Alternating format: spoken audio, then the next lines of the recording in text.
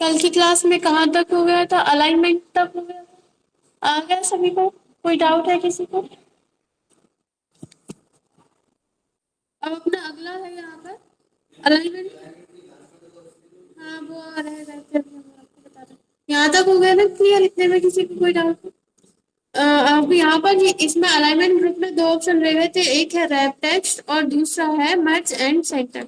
Wrap text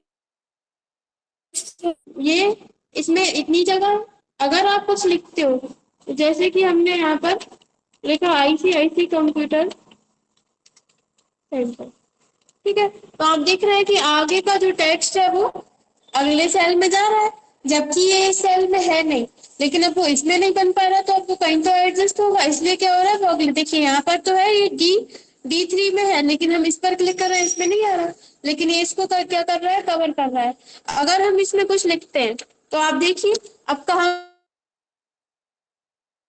यहाँ से इस ऑप्शन के लिए अपन क्या करेंगे, अगर कोई ऐसा टेक्स्ट जो बनता नहीं है तो उसके लिए अपन क्या करते हैं, रैप टेक्स्ट पर क्लिक कर देते हैं।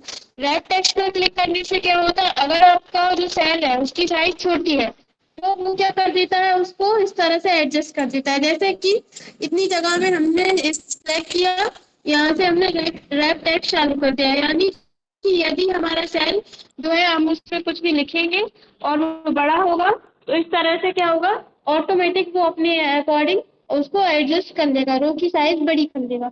और दूसरा तरीका क्या होता है, आप यहाँ पर क्लिक करके साइड में माउस पॉइंटर लेकर जाएंगे, इसको आप इस तरह से चौड़ा कर सकते हैं। लेकिन अगर आप चौड़ा नहीं करना चाहते और आप चाहते हैं कि आपका टेक्स्ट वहीं के वहीं एडजस्ट हो जाए, तब आप क्या कर सकते हो, रैप टेक्स्ट का यूज कर सकते हो। अगर आपको हटाना है, कैसे पता चलेगा कि रैप टेक्स्ट है या नहीं, देखो यहाँ कहीं क्लिक कर रहे हैं, नहीं है सिलेक्ट, इसमें क्लिक कर रहे हैं, सिलेक्ट आ रहा है, मतलब रैप टेक्स्ट है। आप इस पे से क्लिक हटा देंगे, ये देखिए पहले जैसा था वैसे ही हो गया। अब आपको क्या करना, अब अगर आपको इस तरह से नहीं करना रैप टेक्स्ट, तो आप क्या कर सकते हो, यहाँ से आप इसकी साइज बड़ी कर दीजिए, तभी दिखने लगेगा। ठीक है, या फिर आप रैप टेक्स्ट कर दोगे तो क्या होगा कि जब इस सेल में कुछ बनेगा नहीं, जैसे कि हमने यहाँ पर लिख दिया विदिशा, और आप देख रहे हैं कि ये इस तरह से ऑटोमेटिक रो की साइज बड़ी कर लेगा। ठीक है, अगर समझ में कर लेंगे तो इस तरह से अपन रैप टेक्स्ट का यूज करते हैं। इसके बाद अगला है मर्ज एंड सेंटर। अपन ने merge and centre merge option पढ़ा है, जैसे अपन ने मेल मर्ज पढ़ा है, अपन ने इंसर्ट टैब में हमने आपको एमएस वर्ड में इंसर्ट टैब में बताया था मर्ज ऑप्शन। मर्ज का मतलब क्या होता है बताइए? मिलाना, ठीक है, या फिर जोड़ना। तो आप यहाँ पर क्या कर सकते हो, जैसे कि हम यहाँ पर एक न्यू शीट ले लेते हैं। आपके पास कोई शीट है, ठीक है, आप इसमें क्या कर रहे हो कि कोई भी लिस्ट बना रहे हो, और उस लिस्ट बनाने के लिए आपको क्या करना पड़ा, इतनी जगह को आपको इतनी जगह में कुछ भी संस्था का नाम या कुछ भी इस तरह से लिखना है। अगर आप ऐसे ही लिखोगे और सेल की साइज बड़ी कर लोगे, इस तरह से आप इसकी रो की भी साइज बड़ी कर लोगे, देखो सभी रो की साइज बड़ी हो गई। लेकिन हम क्या चाहते हैं, सिर्फ हमें इतनी जगह ब्लैंक चाहिए, बाकी जैसा है वैसे ही रहना चाहिए। तो हम क्या कर रहे हैं, यहाँ पर भी आप कंट्रोल जेड का यूज कर सकते हो, जैसे अपन ने एमएस वर्ड में करते थे। क्या करेंगे, हमें इतनी जगह में क्या करना है, कुछ नाम वगैरह लिखना है, तो इतनी जगह को सिलेक्ट करेंगे।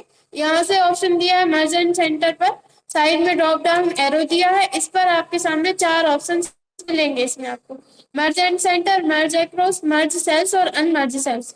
अगर आप फर्स्ट वाला जो ऑप्शन है इस पर क्लिक करते हैं तो आपकी जो सेल्स है वो सब क्या हो जाते हैं, मर्ज हो जाते हैं। ये सभी सेल्स मर्ज होकर एक सेल बन गया है C1। ठीक है, आया समझ में? अब आप क्या कर सकते हो, इसमें जो भी आपका कुछ भी नाम वगैरह लिखना है या कुछ भी लिखना है आप लिख सकते हो। ये तो ज्यादा है, अगर जैसे आप दो सेल्स को मर्ज करना चाहते हो या तीन सेल को मर्ज करना चाहते हो तो क्या करोगे, उतनी जगह सिलेक्ट करोगे, यहाँ से मर्ज एंड सेंटर पर जाकर क्लिक कर दोगे, देखो मर्ज होगा। आया इतना समझ में? क्लियर है? ठीक है, अब इसका यूज कैसे करते हैं वो अपन आगे अलग अलग तरीके से यूज करना है इसका सीखेंगे।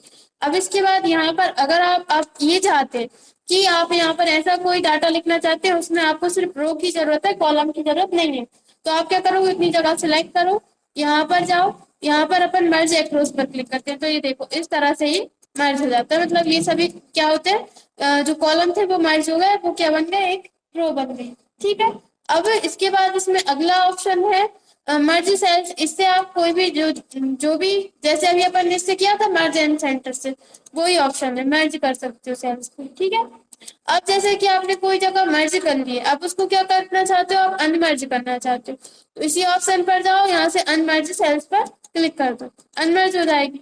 ठीक है, इसी तरह से जो जहां जहां भी आपने मर्ज किया है, जैसे कि सब बहुत सारी जगह मर्ज किया, अनमर्ज करना है तो क्या करोगे, सब पूरी जगह सिलेक्ट कर लो, यहाँ पर इस पर से क्लिक हटा दो, देखो सभी अनमर्ज हो गए। ठीक है, और फिर से आप मर्ज पर क्लिक करोगे, देखो पूरे मर्ज हो गए। इस तरह से कर सकते हो आप। ठीक है, आए समझ में, कर लेंगे इतना। ठीक है, तो अपना अलाइनमेंट ग्रुप एंड होता है। अब इसके बाद अगला है नंबर ग्रुप। इतने में कोई डाउट नहीं है किसी को, हो तो बता दीजिए, कोई डाउट नहीं है। ठीक है, अब इसके बाद अगला है नंबर ग्रुप। नंबर ग्रुप के अंदर आपको ये ऑप्शंस मिलते हैं। अभी आप देख रहे हैं कि जब अपन कहीं पर भी कुछ भी क्लिक कर रहे हैं, हमेशा हर बार क्या आ रहा है, जनरल सिलेक्ट आ रहा है। जनरल का मतलब क्या रहता है, सामान्य, नॉर्मल। इसमें आप सब कुछ, मतलब जनरल का मतलब रहता है सब कुछ ले सकते हो आप इसमें। यहाँ पर अपन जनरल के साइड में ये जो ड्रॉप डाउन एरो बना है, इस पर क्लिक कर रहे हैं। यहाँ पर आपको बहुत सारे ऑप्शंस मिल जाएंगे, तो इन ऑप्शंस का क्या यूज है। देखिए, फर्स्ट वाला ऑप्शन है जनरल। यहाँ पर क्या लिखा हुआ आ रहा है, नो स्पेसिफिक फॉर्मेट, एबीसी 1 2 3 सब लिखा हुआ आ रहा है। जैसे कि आप यहाँ पर, आप सभी को पता है, अपन इसमें टेक्स्ट भी लिख सकते हैं, नंबर भी लिख सकते हैं, प्लस माइनस इंटू डिवाइड सब कुछ अपन यहाँ पर ले सकते हैं। ठीक है, आ रहा है ना इतना, अपन इसमें सब कुछ ले सकते हैं। और जैसे कि आपको इसमें कोई कुछ भी लेना है आप ले सकते हैं, लेकिन ये किस में आएगा, जनरल, जनरल में आ रहा है। इसमें एक पल लग गया तो ये इस तरह से आ रहा है। ठीक है, तो अब अपन क्या करेंगे, आप यहाँ से क्या कर सकते हो, उसको एक फॉर्मेट बता सकते हो कि ये इसमें क्या है, हमारा इस टाइप का डाटा है। जैसे कि अगर आप कोई टैक्स ले रहे हो तो वहां तो वैसे भी नॉर्मली सिलेक्ट रहता है, अगर नहीं है तो आप क्या करोगे, जनरल सिलेक्ट कर दोगे। अब जैसे कि आप यहाँ पर कोई नंबर, इस या तो इस पूरे जो है कॉलम में, या फिर 2 4 कॉलम में, जितना भी आप सिलेक्ट करोगे उतनी जगह में ये अप्लाई होगा। ठीक है, हम यहाँ पर इतनी जगह सिलेक्ट कर रहे हैं, यहाँ से सिलेक्ट कर रहे हैं नंबर। ठीक है, नंबर सिलेक्ट कर दिया, तो अब आप देख रहे हो इस पर क्लिक कर रहे हो तो क्या आ रहा है, जनरल, और इस पर क्लिक कर रहे हो तो क्या आ रहा है, नंबर।